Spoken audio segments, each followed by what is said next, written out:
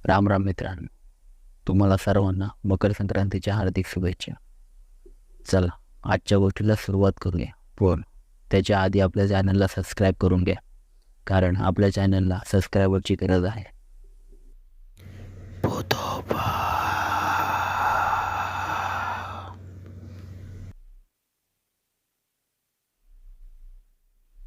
राहुल आणि त्याचा परिवार खूप स्वप्न घेऊन मुंबईला आला होता. राहुलला एक लेखक बनायचं होतं. मोबाईल ते नुकतेच शिफ्ट झाले होते मुंबईमध्ये, आणि त्या खोलीमध्ये राहुलची पहिलीच मकर संक्रांती होती. त्याची आई शेजाऱ्यांशी ओळख करावी म्हणून राहुलला घेऊन तिळगुळ वाटायला गेली. ते 5-6 घरं फिरले आणि घरी आले. त्याची आई म्हणाली, आता बाकीच्या घरी तू आणि तुझे बाबा संध्याकाळी जा. ठीक आहे बोलून राहुल त्याचा लॅपटॉप घेऊन टेरेसवर आला. टेरेसवर काही मुलं पतंग उडवत होती. तिथे त्यांचा कल्ला चालू होता. राहुल शांत जागा शोधत शोधत पाण्याच्या टाकीपर्यंत पोचला. तिथे थोडा आवाज कमी होता. राहुल तिथेच बसला. बसताना त्याच्या हाताला काहीतरी लागलं. तो पाहतो तर तिथे लाल कपड्यात काहीतरी गुंडळून ठेवलं होतं. राहुल ती पोटली हातात घेऊन तिला निरखून पाहतोय. तिला चारी बाजूने पाहून थोडी दूर, पुन्हा हाताला नाही लागणार एवढ्या अंतरावर खाली ठेवतो आणि त्याचा लॅपटॉप घेऊन काहीतरी टाईप करू लागतो. थोड्या वेळाने त्याच्या मनात ती पोटली खोलून बघायचा विचार येतो. तो त्या पोटलीकडे पाहतो. पुन्हा दुर्लक्ष करून त्याचं काम करू लागतो. तो जिथे बसला होता तिथे आता ऊन येऊ लागला. त्याच्या लॅपटॉपची स्क्रीन दिसेनाशी झाली होती. लॅपटॉप बाजूला ठेवून राहुल तिथून उठतो. उठताना परत त्याच्या हाताला ती पोटली लागते. आता त्याला रावत नाही. तो ती पोटली उघडू लागते. तो जसा ती पोटली फोडत होता त्यातून राख पडत होती. त्याला त्याच्यामध्ये राख भेटते आणि त्या राखेत टाचण्यात ओतलेला लिंबू भेटतो. ते पाहून तो थोडा घाबरतो आणि हडबडीत ती पोटली पुन्हा बांधू लागतो. तो पोटली बांधतो आणि थोडा पुढे जाऊन पूर्ण ताकद लावून ती पोटली एका कचऱ्याच्या ढिगावर फेकून देतो. ती पोटली फेकतो आणि तो लॅपटॉप घ्यायला मागे वळतो. तो जसा मागे वळतो राहुल फीस धपक्यान खाली पडतो. बऱ्याच वेळाने तिथं खेळत असलेल्या मुलांपैकी एकाला राहुल दिसतो. ते त्याच्या जवळ येऊन त्याला उठवायचा प्रयत्न करतात, पण तो काही केल्या उठत नव्हता. ते ओरडून पूर्ण सोसायटी गोळा करतात. तेव्हा राहुलची आई आणि भाऊ टेरेसवर आले. राहुल बेशुद्ध अवस्थेत पाहून त्याची आई घाबरते आणि रडू लागते. राहुलच्या मोठ्या भावाने त्याच्या आईला सावरलं. काही लोकांनी आणि राहुलच्या भावाने राहुलला शुद्धीवर आणवं. मोठ्या माणसांना पाहून राहुल घाबरला. त्याला त्याच्यासोबत काय झालं काहीच आठवत नव्हतं. त्याला त्याच्या घरी घेऊन आले. त्याच्या आईने त्याला पाणी वगैरे दिले. आता तो नॉर्मल झाला होता. त्याच्या दादाने त्याला विचारलं, काय झालं रे, कसं काय पडलास? पण राहुल पूर्णपणे ब्लँक होता. त्याला काहीच आठवत नव्हतं. राहुलची आई त्याला थोडा आराम पाडायचा पाठवते. राहुल त्याच्या रूममध्ये जाऊन झोपतो. 6:15 वाजता राहुलचा भाऊ राहुलला उठवायला लागला. तो जसा जसा रूमच्या जवळ चालला होता त्याला थप थप थप असा आवाज येत होता. तो रूमचं दार खोलतो आणि चक्क सोडून जाते. तो पळत राहुल जवळ जातो आणि त्याच्या आईला आवाज देतो. तिथे राहुल त्याचा डोका भिंतीला आपटत होता. भिंतीला राहुलचा रक्तसुद्धा लागलं होतं. सागर पूर्ण ओरडून आईला बोलवतो. आई पळत येते.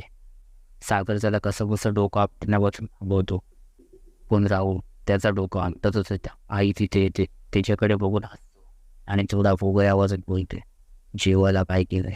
आई त्याची ठप्प असते. तो पुन्हा ओरडून म्हणतो, मला मटण हवं आहे, मला मटण हवं आहे.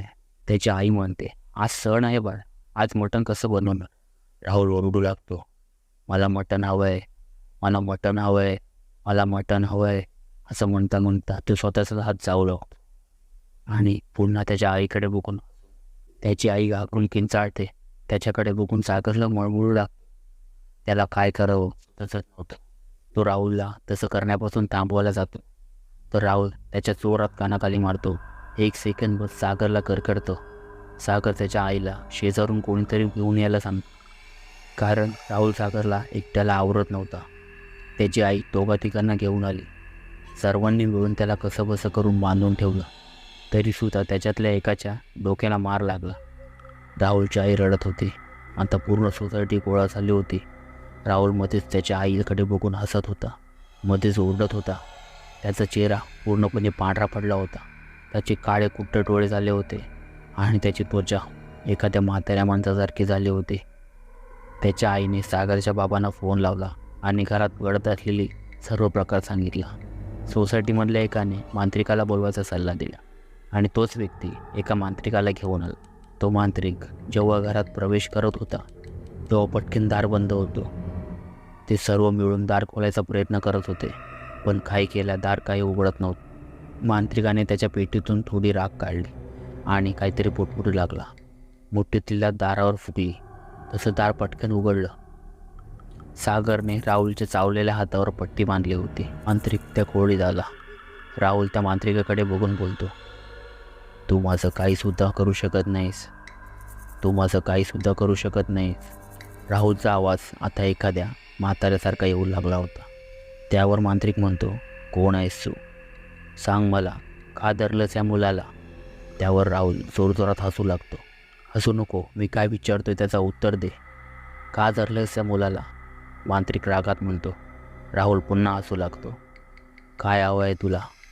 मांत्रिक म्हणतो, मला मटण हवं आहे, मला मटण खायचं आहे, मला मटण द्या, मी निघून जाईन, मला मटण द्या, मी निघून जाईन, असा तो सतत म्हणत होता. नाही भेटणार. कोण आहेस तू, सांग पहिले. मांत्रिक म्हणतो, माझ्या पोराला बोलवा, तो सांगेल. कोण आहे तुझा मुलगा? हे म्हणत असताना सोसायटीच्या लोकांना तो आवाज ओळखीचा वाटू लागला होता. पूर्ण सोसायटीमध्ये बाजार होतो. तेव्हा तिथे मुलगा येतो आणि राहुलच्या पायाजवळ येऊन रडू लागतो. मला माफ करा बाबा, मी तुमची शेवटची इच्छा पूर्ण करू शकलो नाही, मला माफ करा. मला समजलंच नाही तुम्हाला काय म्हणायचं होतं, मला समजलंच नाही तुम्हाला काय हवं आहे आणि मी त्या मांत्रिकाच्या नादी लागलो आणि तुम्हाला बांधून ठेवलं. हे सर्व ऐकून तिथे असलेल्या मांत्रिकाने सचिनला सर्व प्रकार काय हे सांगायला सांगितलं.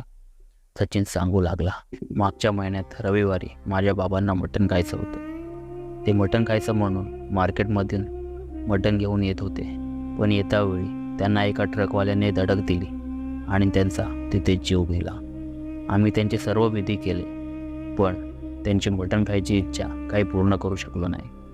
त्यांनी मला सांगायचा प्रयत्नसुद्धा केला, पण ते मला समजलंच नाही. मांत्रिक बोलू लागतो, तुमच्या सर्व इच्छा मी पूर्ण करतो, पण आज नंतर तुम्ही या परिवाराला आणि तुमच्या परिवाराला साथ द्यायचा नाही. राहुल सचिनच्या डोक्यावर हात रडत सचिन उठून बाहेर जातो. बऱ्याच वेळाने सचिन आणि त्याचा पूर्ण परिवार तिथे येतो. त्याच्या बायकोच्या हातात बटनाचा टोप असतो. ते सर्व सोबत जेवायला बसतात. राहुल एखाद्या राक्षसासारखा जेवत होता. त्यांचं जेवण होतं. जेवता जेवता राहुल अचानक बेशुद्ध होतो आणि त्याला जेव्हा शुद्ध येते तो नॉर्मल असतो.